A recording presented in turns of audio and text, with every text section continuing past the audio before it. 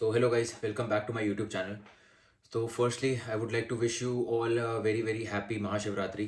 तो महाशिवरात्रि के दिन ये वीडियो रिलीज़ होगा, तो हैप्पी महाशिवरात्रि एवरीवन। मेडिटेशन करें, वो दिन पर एनर्जीज बहुत ज़्यादा हाई होती है।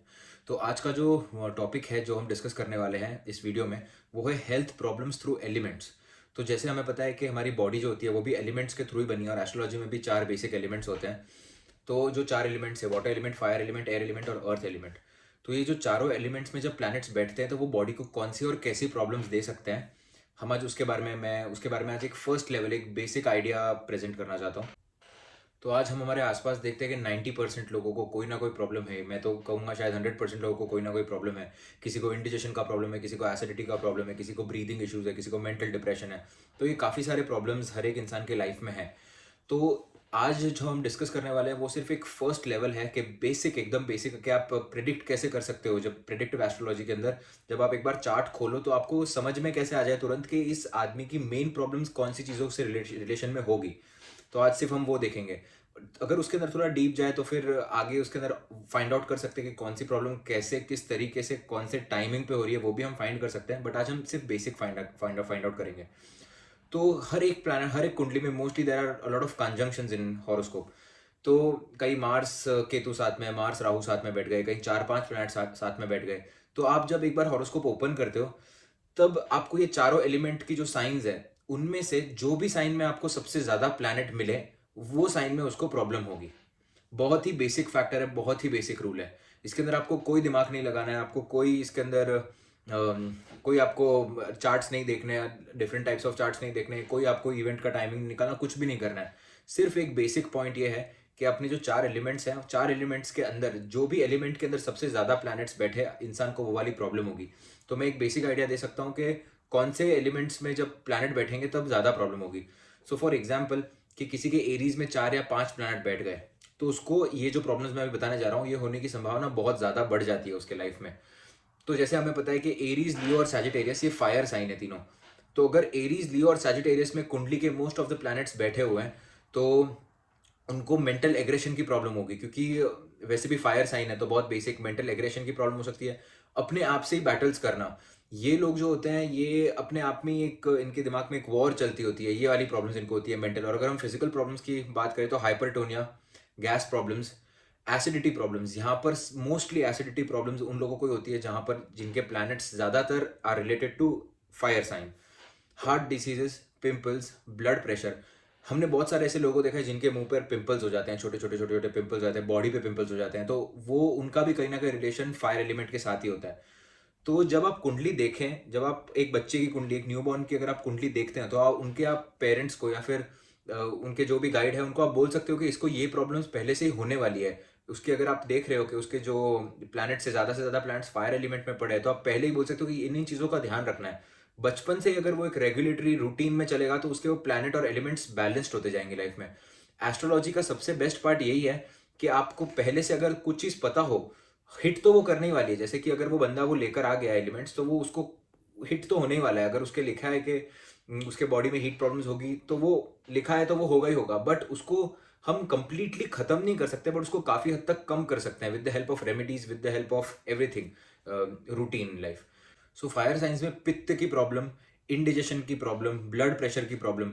जिन लोगों को बहुत कम उम्र में ब्लड प्रेशर आ जाता है, हम ऐसे काफी सारे लोगों को देखते हैं जिनको 25-26 की उम्र में ब्लड प्रेशर की प्रॉब्लम आने लग जाती है। तो कहीं ना कहीं उनका फायर एलिमेंट जो है कुंडली में वो कहीं बहुत ज्यादा स्ट्रांग पकड़ लेखा बैठा हुआ है प्लैनेट्स के साथ। तो ये हो गई फायर साइन की प्रॉब्लम्स। सो अगर अब हम वाटर साइंस के बारे में बात करें तो there are three water signs: Pisces, Scorpio and Cancer. यहाँ पर मैंने जैसे पहले ही बताया कि अभी मैं सिर्फ बेसिक्स के बारे में बात कर रहा हूँ, बट अगर आपको इसमें इन डेप्थ और इन डिटेल में जाना है तो फिर आप देख सकते हो कि कौन सा प्लैनेट कौन से साइन में बैठा है, कौन से नक्षत्र में बैठा है, उस नक्षत्र का लॉर्ड कहाँ पर बैठा है, किससे इन्फ्लुएंस हो रहा है, किस पे एस्पेक्ट पड़ रही है, वो सब आप रिसर्च करके फिर एक पर्टिकुलर पॉइंट और एक पर्टिकुलर निष्कर्ष, एक पर्टिकुलर रिजल्ट पे आप आ सकते हो फिर। बट जैसे मैंने बताया कि ये सिर्फ एक बेसिक है जिसके अंदर आप बोल सकते हो, प्रिडिक्ट कर सकते हो तुरंत चार्ट देखकर। तो यहाँ पर जो पाइसेस, कैंसर और स्कॉर्पियो वाले लोग हैं ये डीपली इमोशनल होते हैं, तो ओवर थिंकिंग का प्रॉब्लम होता है, बहुत ज़्यादा इमोशनल इनकी इंस्टेबिलिटी होती है। ऐसे कह सकते हैं कि तीनों वाटर साइंस वाले ये कहीं ना कहीं बॉर्डर लाइन साइकिक होते ही होते हैं। इनकी साइकिक मतलब इन लोग को इंट्यूशन पावर बहुत ज़्यादा हाई होता है। कई कई दफ़ा इन लोग को रात में सपने आते हैं, तो रात को इंसोमेनिया की भी प्रॉब्लम यहाँ पर देखी गई है। तो बॉर्डर लाइन साइकिक होते हैं, इंट्यूशन बहुत ज़्यादा हाई होता है। जैसे कि वाटर साइन है, हमें पता है, तो यहाँ पर कफ कफ का प्रॉब्लम मेजरली ज़्यादा होता है। अगर आपको कभी भी मून पाइसेस में मिल गया और मार्स पाइसेस में मिल गया, तो इन लोगों को कफ का प्रॉब्लम आप देखकर ऐसे बोल सकते हो कि इनको कफ का प्रॉब्लम है ही है। तो moon in Pisces, Mars in Pisces, ये मैं बेसिक बता रहा हूँ सिर्फ। Most of the planet in अगर इन पाइसेस हुआ तो ऑफकोर्स कफ की प्रॉब्लम होनी होनी है। तो कफ की प्रॉब्लम है, चेस्ट इश्यूज हो सकते हैं इनको, कोल्ड इश्यूज होते हैं इनको, निमोनिया जैसी प्रॉब्लम हो सकती है। ये वेट बहुत फास्ट गेन करते हैं। एयर एलिमेंट में और अर्थ एलिमेंट में भी गेन करते हैं वेट, बट वेट भी डिफरेंट टाइप्स ऑफ वेट होता है। कुछ लोग ये वाटर वेट है जो ये लोग गेन करते हैं। तो वेट गेनिंग का प्रॉब्लम, कफ का प्रॉब्लम, कोल्ड का प्रॉब्लम, निमोनिया का प्रॉब्लम, ठंड लग जाना बहुत जल्दी, सर्दी हो जाना, कफ हो जाना, ये सारी प्रॉब्लम्स वाटर साइंस से रिलेटेड होती है। यहाँ पर एक बहुत बेसिक, अगर आपको अपने मेंटल हेल्थ को स्टेबल रखना है और अगर अपनी बॉडी को भी स्टेबल रखना है, तो यहाँ पर water intake is extreme necessary है। जैसे हमें पता है कि 70% of our body is water which is controlled by moon. तो अगर हम सिर्फ वो वाटर एलिमेंट को बैलेंस कर ले, तो ये जो स्पेशली ये 3 साइंस के लिए, तो यहाँ पर काफ़ी कुछ इनके लाइफ में बेटर हो सकता है, क्योंकि ये लोग सोच बेटर पाएंगे उसकी वजह से। जैसे मैंने बताया 70% बॉडी में वाटर होता है। तो ये लोग अगर हाइड्रेटेड रहें और अपने वाटर एलिमेंट को बॉडी के बैलेंस करें बाय डूइंग रेमेडीज और by proper intake of food, तो इनकी लाइफ काफ़ी ज़्यादा बैलेंस हो जाती है। So now let's talk about earth element. तो बॉडी में जो अर्थ एलिमेंट होता है वो is represented by Taurus, Virgo and Capricorn. These people are dependable, grounded, materialistic होते हैं और इनको प्रॉब्लम्स होती है वेट इश्यूज की। वेट इशू की प्रॉब्लम काफ़ी हद तक, जो ऐसा वेट होता है जो काफ़ी समय तक जाता नहीं है, जैसे कि पाइसेस वाले लोग हैं, कैंसर वाले लोग हैं, इन्होंने जो वेट गेन किया है फटाफट लूज कर सकते हैं। बट अर्थ एलिमेंट वाले लोग हैं जो वेट गेन करते हैं फटाफट लूज नहीं कर सकते ये लोग। तो यहाँ पर वेट इश्यूज होते हैं। अगर आप थोड़ा और डीप में जाके स्टडी करेंगे इसको, तो ट्यूमर का जो प्रॉब्लम है, ब्रेन ट्यूमर का या कोई भी टाइप का ट्यूमर का problem, it is somewhere related to the earth element only. Disorder related to glands यहाँ पर वो भी देखने मिलता है अर्थ एलिमेंट में।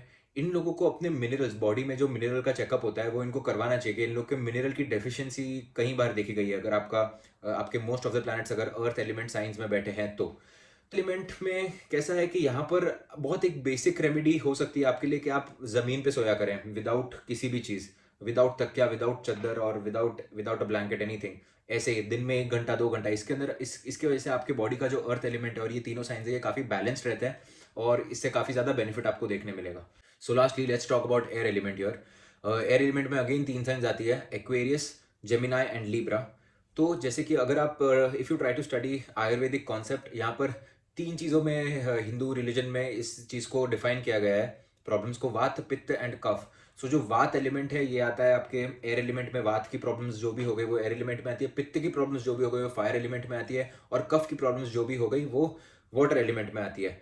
तो इस तरीके से भी आप डिफाइन कर सकते हो। अगर आपको मोस्ट ऑफ द प्लैनेट्स कहीं अगर आपको वाटर एलिमेंट में दिख रहे हैं, तो आप क्लियरली बोल सकते हो कि इसको कफ की प्रॉब्लम है, वात, पित्त, कफ, जैसे वो 3 सेक्टर में इसको डिवाइड कर चुके हैं। Okay, so let's come back to air element.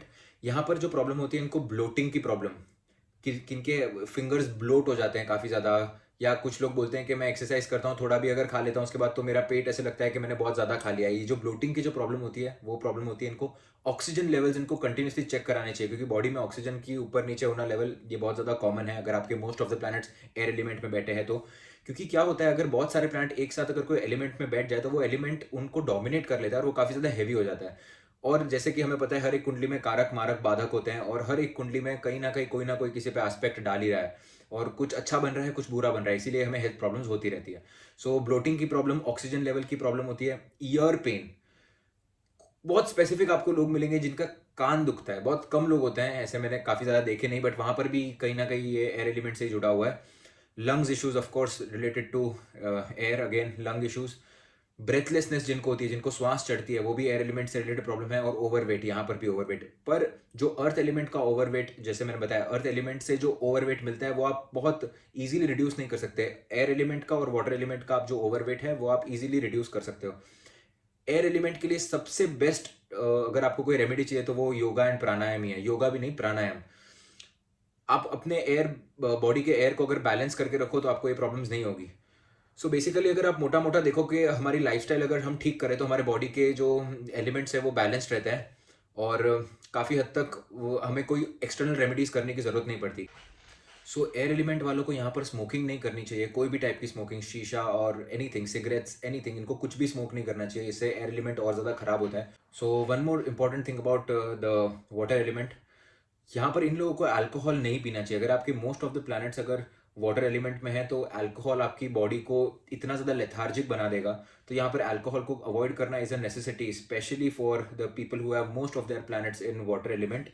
तो यहाँ पर इस चीज़ का खास ध्यान रखना है। वैसे भी ये लोग ओवर सेंसिटिव होते हैं, ओवर इमोशनल होते हैं, और जैसे हमको पता है कि अल्कोहल आपके इमोशंस को बढ़ाता है और जो भी चीज़ है वो होती है वो।